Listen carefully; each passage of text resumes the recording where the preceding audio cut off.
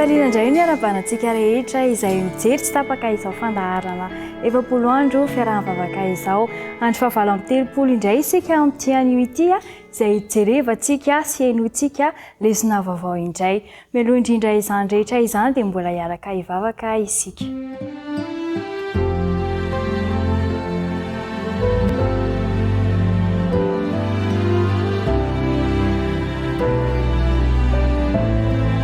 Andriamanitra misotronao indray izay fanomenao an'ity androany ity, ahafahanay mihaino izay zavatra omenao indray amin'ity anio ity. Irarianay dia mba omenao ny fanahinao masina mba hitarika anay, hitoetra ao aminay, ahafahanay mandray lesona indray amin'ity anio ity. Anaran'i Jesosy, amen.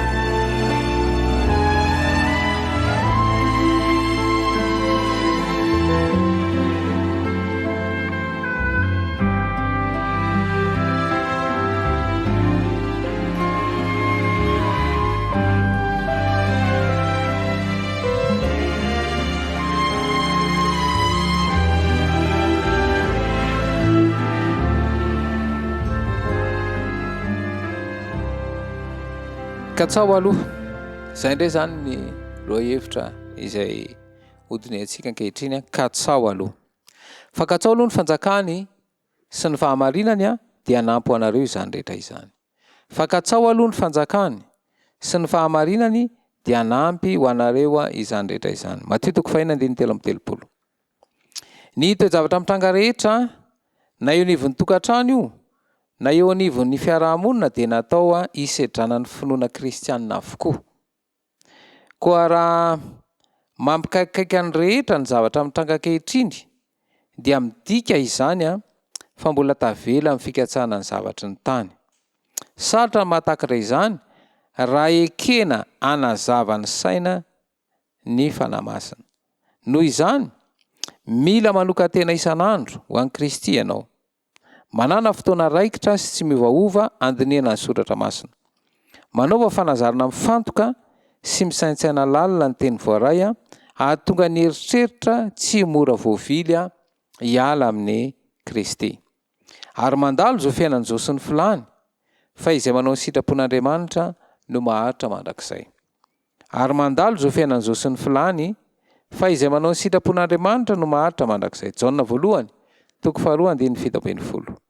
Manoloana ireo fiaikiana mahery vaika hatrehana isan'andro, atao ahoana ny ahatoky ireo teny fampanantenana izay tsy hitany maso? Izany indrindra no tsy maintsy hanazarana ny eritreritra na ny fisainana hifantoka amin'ireo teny fikasana. Fa na dia hifindra aza ny tendrombohitra, ary na dia hihetsika aza ny havoana, dia tsy mba hiala aminao ny famindram-poko, ary tsy hitsoaka ny faneken'ny fihavanako hoy Jehovah mpamindra fo aminao.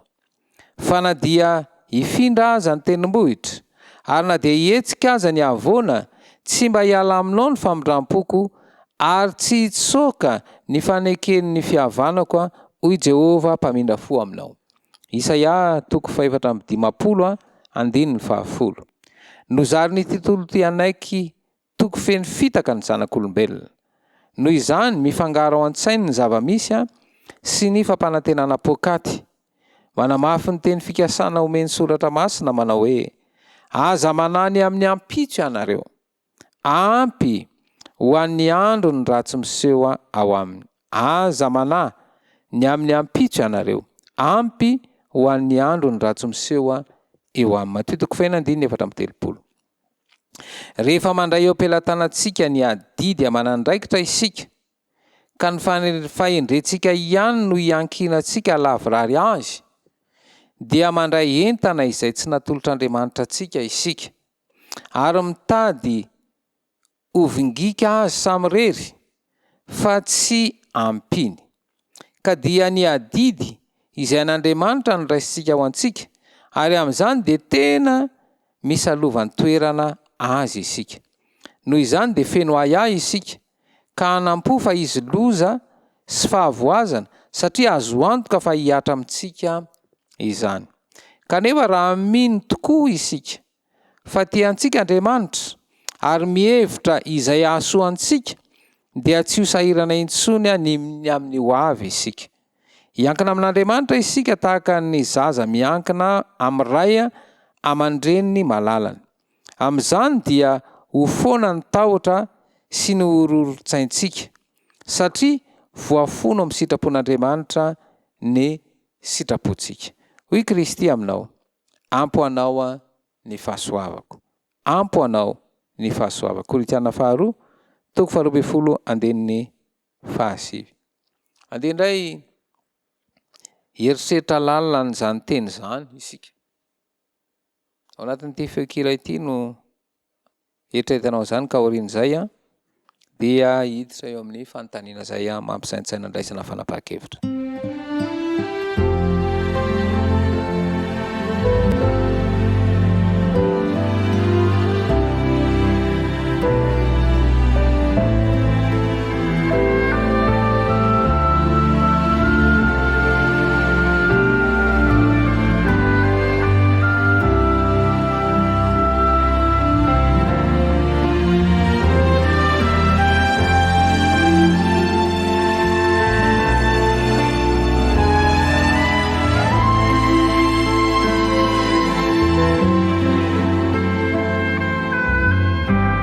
Loso amin'ny fanontaniana ary isika. Atao ahoana ny hiala amin'ny fiahiahiana? Atao ahoana ny hialana amin'ny fiahiahiana? Inona no hevitry ny mikatsaka ny fanjakan'Andriamanitra? Inona no hevitry ny mikatsaka ny fanjakan'Andriamanitra? Saintsainy lalina izany ary averenao an-tsainao ny taridalana izay nivakiana. Fanazava ny fisainanao ny fanamasina ary hitarika anao amin'ny fampandraisana fanapahan-kevitra ary ahafahanao mamaly ny fanontaniana inona ny tokony atao. Inona ny tokony atao? Katsao aloha, katsao ny fanjakan'Andriamanitra. Ary samy mikatsaka an'izany dia ahita fiadanana ianao. Dia anasanao indray hanorika alohanao fahivavaka isika. Misaotra anao Jesosy satria nisoroheloka anay ianao, kanefa zahay mbola tsy mahatsapa, mbola variana mivingitra ny zavatra mety ity tontolo ity, ary izay mahatonga anay mahavesatra ary mihevitra ara hoe tsy ahita vahaolana amin'ireo tranga.